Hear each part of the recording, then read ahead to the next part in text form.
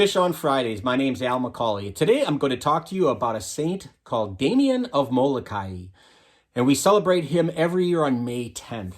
Now, Damien was not his real name. That's a name he took later before he became a priest. His real name is Joseph de Voister, and he was born in Belgium in 1840. He's going to die in 1889, so he lives a relatively short life. But he is going to leave Belgium and go halfway around the world to Hawaii, which sounds like a great vacation. But unfortunately, at that time, Hawaii, at least part of it, was known as a dumping ground, for lack of a better term, for people who suffered from leprosy. Now, leprosy is something at that time was highly contagious, clearly something that meant if you got it, you were going to die. There was no cure for it at the time, but he wanted to serve these people. So he is going to start the process of becoming a priest while he's in Europe, but he's going to travel in 1846 to Hawaii, and he's going to be ordained there. He's going to live the last 9 years of his life in Hawaii, in and among lepers, in a leper colony that he's going to found there. And it's interesting when you think about this, because these people were just given up on, and they were just ostracized and put in a colony. So you can imagine the chaos that would have. There was no order. There was lawlessness and alcoholism and immorality. A lot of this despair of, I'm sick, I'm going to die. What difference does it make? And so into that situation, Damien was able to infuse some Christian hope. He was able to give a sense of purpose and meaning in life, even as they suffered and died. And he reflected it in the gospel story of Jesus. You know, Jesus suffered and died, and that they could find their meaning in that, because after this life comes heaven, becomes the eternal life. And so he was able to turn around the mentality, if you will, of the leper colony in which he served. He brought order and routine to it so that they had a sense of purpose. The lepers themselves had a hand in building up the community, whether it be farming, whether it be building huts and places to live, whatever the case was, built houses, schools, etc. In fact, they built a church there and they dedicated it to St. Philomena. As an aside, we did an episode on St. Philomena a while back. You can always check that out in our archives. But that church, St. Philomena, still stands today in Molokai. So, but you know, you think about the corporal works of mercy. He cared for the sick and he buried the dead. That's a lot of what he did. And how do you do something like that? What would drive a man to be able to do that, to look at that despair and to be able to turn it around and to help people as they died? Well, he had a strong prayer life. He prayed the rosary daily, and he found great sustenance in Eucharistic devotion, the Eucharistic adoration. So both those things together really helped propel him to do these wonderful things. In 1885, unfortunately, he himself is going to contract leprosy, but he doesn't give up. He still wants to work.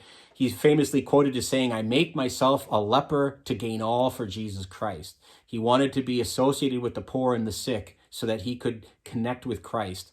And he saw Christ in those people, a lot like Mother Teresa and other saints. He saw Christ in the people he served, even though they were sick and disfigured. And in some cases, hideous looking. And it was something that's remarkable to be able to look past that and to see Christ in them. Again, this goes back to his courageous, kind of a headstrong nature, but he was a very happy guy.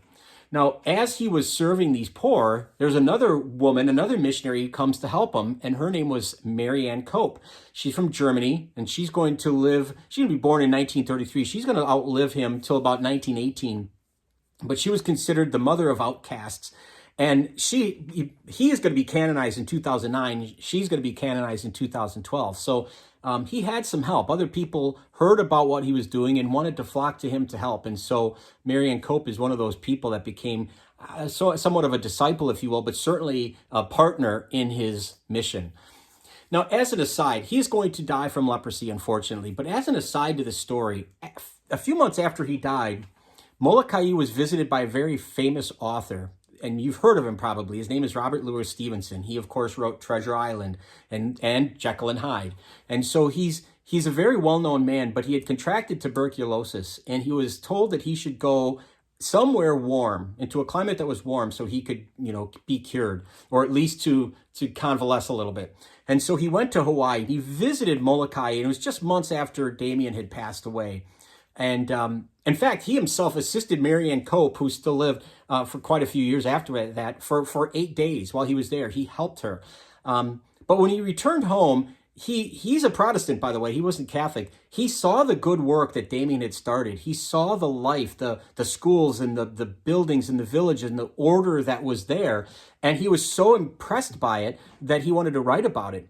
And when he got back home, he realized that there were people who had, through hearsay, who had never visited the colony, had heard that Damien was taking advantage of the poor people and the sick people there. And he wrote a fierce, passionate defense of Damien because he saw firsthand and worked firsthand with people who worked with him, like Marianne Cope, who vouched for him, of course. So that really helps set the record straight. But it's just interesting when you think about that aside, kind of a pop culture reference with Robert Louis Stevenson, a non-Catholic, coming to the aid of this Catholic priest who had just died. But a fascinating man of courage, a fascinating man of somebody who was willing to give up their very life to help the poor and the most downtrodden in society.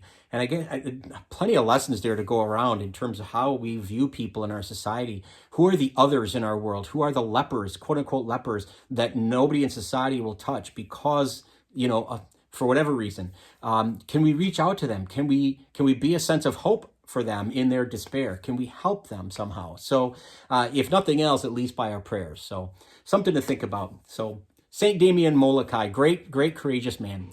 Thanks for watching. I hope you've liked this information. If you'd like to share the content, we'd love that. That'd be fine. It'd be great if you would subscribe to our YouTube channel or follow us on Facebook. But either way, please keep tuning in every Friday for Fish on Fridays. Till next time, please be good to each other and God bless.